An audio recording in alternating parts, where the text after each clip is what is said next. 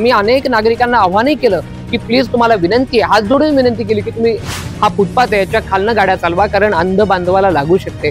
त्यावरती त्यांचं उत्तर होतं, ए आंधळ्या, तू आम्हाला काय शिकवणार. आणि या पद्धतीची तक्रार ज्या वेळेला आम्ही पोलीस स्थानकात करायला जातो, 112ला फोन करतो, तरी सुद्धा आमची तक्रार ऐकून घेतली जात नाही. का? तर आम्ही सामान्य आहोत. का? तर आम्हाला दिसत नाही. ठीक आहे, चलताय, जा, बोंबलतील, बंद करतील. आम्हाला तक्रार करायची आहे. तेव्हा ते म्हणाले की याची तक्रार होत नसते, आम्ही आमच्या पद्धतीने चौकशी करू, आम्ही आमच्या पद्धतीने बघू, आम्ही आमच्या पद्धतीने तपास करू आणि त्यानंतर मग बघू तक्रार घ्यायची की नाही. पोलीस यंत्रणा, न्यायालय कधीपासून झाली आहे. देवेंद्र फडणवीस साहेबांना प्रश्न आहे की सर, या ठिकाणी मंत्री महोदयांची सुरक्षा अत्यंत महत्वाची असताना सामान्यांच्या सुरक्षेचा आपण काय करणार आहात. सर्व राजकीय पक्षांचे नेते अशा ग्रासरूटवरच्या प्रश्नांवरती का बोलत नाही. सर्वसामान्यांचा जर जीव गेला तर त्याचं मौल्य किती आहे. त्यानंतर तुम्ही मग आकडेवारी डिक्लेअर करून टाकणार की 15 लाख दिले, प्रश्न मिटला, 5 लाख दिले, प्रश्न मिटला. मंडळी नमस्कार, गौरव मराठीमध्ये आपल्या सगळ्यांचं अगदी मनापासून स्वागत. मी गौरव मालक. अगदी सुरुवातीला माझी तुम्हाला अत्यंत कळकळीची आणि हात जोडून विनंती आहे, हवं तर मी तुम्हाला नतमस्तक होतो, पण हा व्हिडिओ तुम्ही शेवटपर्यंत पहा. कोणीही हा व्हिडिओ सोडून जाऊ नका, कारण पुण्याच्या वाहतूक प्रशासनाचं, पुण्याच्या VIP कल्चरचं आणि पुण्याच्या पोलीस यंत्रणेचं एक धक्कादायक वास्तव मी तुम्हाला सांगणार आहे. ते धक्कादायक वास्तव असं आहे की ते अनेकांच्या जीवाशी खेळ करणारं वास्तव आहे. हा अनुभव मला स्वतःला आलेला अनुभव आहे. काल संध्याकाळी ज्या परिस्थितीतनं मी स्वतः गेलोय, ती परिस्थिती मी आज तुम्हाला सगळ्यांसमोर सांगणार आहे. मंडळी, पुण्याचा संगमवाडी परिसर आहे. त्या पुण्याच्या संगमवाडी परिसरापासून तर केंद्रीय विद्यालयापर्यंत मी आणि माझा एक अंध मित्र काल चालत येत होतो. आम्ही नियमानुसार फुटपाथने चालत होतो, कारण फुटपाथ हे चालण्यासाठी बनवलेले असतात. त्याच्या बाजूला रोड असतो, त्या रोडवरनं गाड्या चालू शकतात, हरकत नाहीये. पण फुटपाथवरनं माणसं चालतात. त्या माणसांना 2 हात असतात, 2 पाय असतात आणि हाडा मासाची ती माणसं असतात. आता हे सांगण्याचं कारण असं आहे की त्या रोडवरनं, त्या फुटपाथवरनं चालत असताना त्या फुटपाथवरनं आम्हाला खेटून सलग 50च्या वर 2 व्हीलर काल गेल्या. त्या 2 व्हीलर गेल्याच्या नंतर आम्हाला भीती वाटली, प्रचंड भीती वाटली, कारण त्या 2 व्हीलरनं जर एखाद्या दिव्यांग बांधवाला उडवलं असतं तर त्याची जबाबदारी कोण घेतली असती, हा आमचा सवाल आहे. खरं म्हणजे वाहतूक प्रशासनानं कुठल्याही पद्धतीचं लक्ष त्या ठिकाणी दिलं नाही. त्या ठिकाणी एखाद्या अंध बांधवाचा जीव देखील जाऊ शकतो, एखाद्या ज्येष्ठ नागरिकाचा जीव देखील जाऊ शकतो, अशी परिस्थिती आहे. मात्र वाहतूक प्रशासन कुठे आहे, हा आमचा प्रश्न आहे. काल आम्ही 112ला फोन केला आणि त्या संपूर्ण प्रक्रियेचा आम्ही जेव्हा त्यांना कल्पना दिली तेव्हा 112वरनं सुद्धा आम्हाला तात्काळ मदत मिळाली नाही. 20 मिनिटं झाले आम्ही तात्काळ मदत मिळावी यासाठी प्रयत्न करत होतो. 20 मिनिटानंतर एक कर्मचारी आले. त्यांना आम्ही संपूर्ण प्रकरण सांगितलं की हा फुटपाथ आहे आणि या फुटपाथवरनं गाड्या जात आहेत, तर नागरिकांनी चालायचं कसं. त्यावरती त्यांचं उत्तर होतं की ठीक आहे सर, काही हरकत नाही, आम्ही लगेच जाऊन येतो, 10 मिनिटं तुम्ही इथेच थांबा. त्यानंतर ते कर्मचारी गेले. त्यांनी जिथनं त्या गाड्या चढत होत्या फुटपाथवरती तिथे दगडं लावले. दगडं लावून ते परत आले आणि सांगितलं की ते दगडं लावलेत, आता कुठल्याही पद्धतीची गाडी येणार नाही. मी त्यांना विचारलं की सर बॅरिकेड कुठे आहेत, बॅरिकेड लावणं अपेक्षित आहे त्या ठिकाणी. त्यावरती त्यांचं उत्तर होतं की सर बॅरिकेड संपले आहेत. मी त्यांना विचारलं बॅरिकेड का संपले, कुठे गेले, काय झालं, तुम्हाला पुढे यंत्रणेकडे फॉलोअप करता येत नाही का. त्यावर त्या पोलीस कर्मचाऱ्याचं उत्तर होतं की सर, आज देशाचे संरक्षण मंत्री राजनाथ सिंग पुण्यामध्ये आहेत आणि त्यांच्या दौऱ्यामध्ये आमचे संपूर्ण बॅरिकेड व्यस्त आहेत. वाह, हे ऐकून खऱ्या अर्थानं आनंद झाला आणि छाती अभिमानानं भरून आली की आमच्या मंत्री महोदयांसाठी सुरक्षित असलेले बॅनर म्हणजे बॅरिकेड, त्यांना सुरक्षा आणि सामान्यांचं काय. जे सामान्य जनता त्या मंत्र्यांना तिथपर्यंत पोहोचवते, त्या संवैधानिक पदापर्यंत पोहोचवते, त्या जनतेचं खऱ्या अर्थानं काय. तिथे एखाद्याचा जीव जाऊ शकला असता, मात्र तिथे बॅरिकेड नव्हते. बॅरिकेड व्यस्त होते त्या मंत्री महोदयांच्या सुरक्षा व्यवस्थेमध्ये. मंत्र्यांना सुरक्षा असावी का, तर 100% असावी. का? कारण ते लोकप्रतिनिधी आहेत, ते मंत्री आहेत, ते संवैधानिक पदावरती आहेत, त्यांच्या सुरक्षेचा अत्यंत महत्वाचा प्रश्न असतो, हे आम्हाला मान्यच आहे. परंतु सामान्यांच्या सुरक्षेचं काय, हा सगळ्यात मोठा सवाल आहे. त्या ठिकाणी मग आम्ही त्यांना विचारलं की आता पुढे काय, या संदर्भानं आम्हाला तक्रार करायची आहे.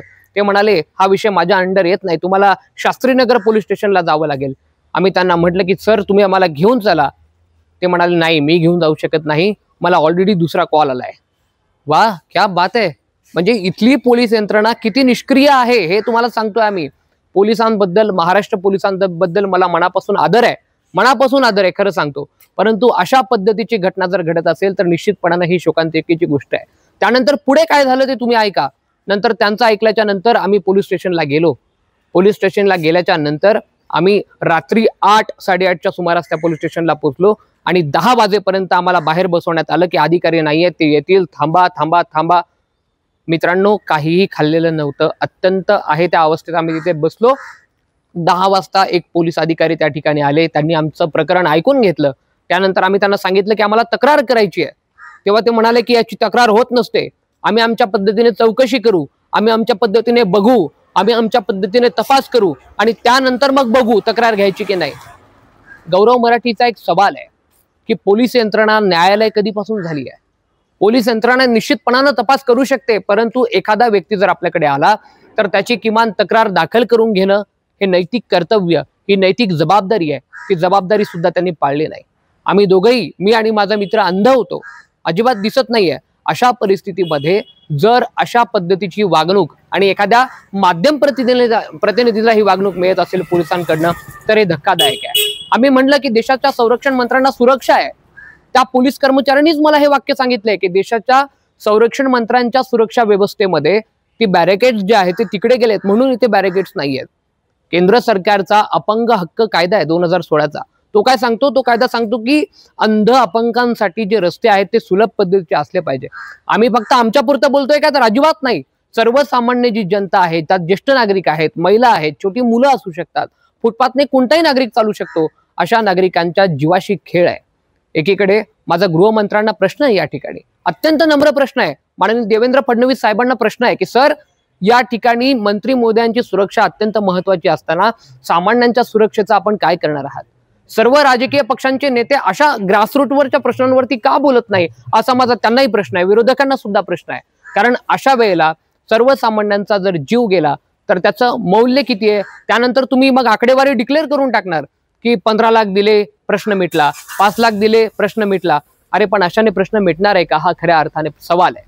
एकीकडे आपण स्मार्ट सिटीच्या बाता मारतोय, एकीकडे आपण स्वातंत्र्याच्या 75 वर्षाच्या गप्पा मारतोय, मात्र बेसिक सुविधांचा इकडे अभाव आहे. आणि गौरव मराठी हे माध्यम असं आहे की जे केवळ बातमी करत नाही, त्या बातमीचा पाठपुरावा करतात. माझा इतर चॅनलला सवाल आहे, जे टीव्ही चॅनल्स आहेत, एकीकडे सगळे टीव्ही चॅनल मंत्री महोदयांचा ताफा दाखवण्यात मग्न होते, एकीकडे आपण टीव्ही चॅनलवरती दाखवतो की हा राजकीय नेता काय बोलला, त्याच्यावरती त्याची रिॲक्शन दुसरी काय आहे.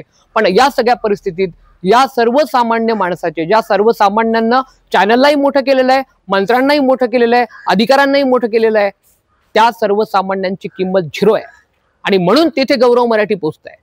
म्हणजे मला एक सवाल आहे की माझ्यासारखा अगदी छोटा मुलगा जर हे वार्तांकन करू शकतो तर तुमच्यासारखी चॅनल्स कुठे जातात? अरे कधीतरी हे सामान्यांचं दुखणं दाखवा, तेव्हा कारण त्याच सामान्यांनी तुम्हाला मोठं केलंय हे याची जाणीव असू द्या. अत्यंत धक्कादायक. आणि हे सांगताना इतक्या वेदना होतात, कारण त्या ठिकाणी अगदी त्रास सहन केलेला मुलगा आहे मी. माझ्यासोबत एक अंध मित्र होता. एक लक्षात घ्या, आम्ही अनेक नागरिकांना आव्हानही केलं की प्लीज तुम्हाला विनंती आहे, हात जोडून विनंती केली की तुम्ही हा फुटपाथ आहे याच्या खालनं गाड्या चालवा, कारण अंध बांधवाला लागू शकते. त्यावरती त्यांचं उत्तर होतं, ए आंधळ्या, तू आम्हाला काय शिकवणार? अशा पद्धतीची भाषा. आणि या पद्धतीची तक्रार ज्या वेळेला आम्ही पोलीस स्थानकात करायला जातो, 112ला फोन करतो, तरी सुद्धा आमची तक्रार ऐकून घेतली जात नाही. का? तर आम्ही सामान्य आहोत. का? तर आम्हाला दिसत नाही. ठीक आहे, चलताय, जा, बोंबलतील, बंद करतील. हा अप्रोच आहे. खरंच या ठिकाणी सामान्य माणसानं विचार करण्याची गरज आहे की आज खऱ्या अर्थानं कल्याणकारी शासन या राज्यामध्ये आहे का? कल्याणकारी विरोधी पक्ष या राज्यामध्ये आहे का? म्हणजे केवळ मी सरकारच्या विरोधात बोलत नाही, लक्षात घ्या. राजकीय पक्ष कुठलाही असू देत, त्यांनी समाजकारणाचा केंद्रबिंदू म्हणून काम करणं अपेक्षित आहे आणि तीच खऱ्या अर्थानं लोकशाहीची परिभाषा आहे. पण हे दिसत नाही. म्हणून गौरव मराठी त्या ठिकाणी पोहोचलं आणि गौरव मराठीनं हा आवाज उठवला.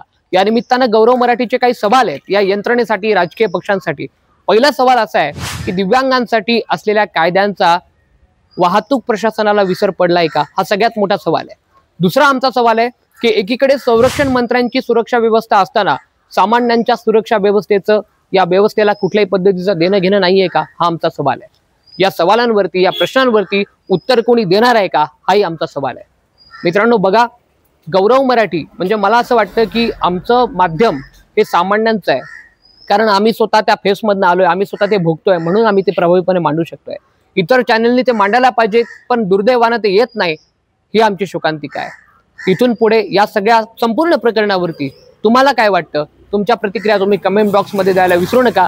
आज इथेच थांबतोय. पाहत राहा नव्या युगातला नवा मीडिया, अर्थात गौरव मराठी.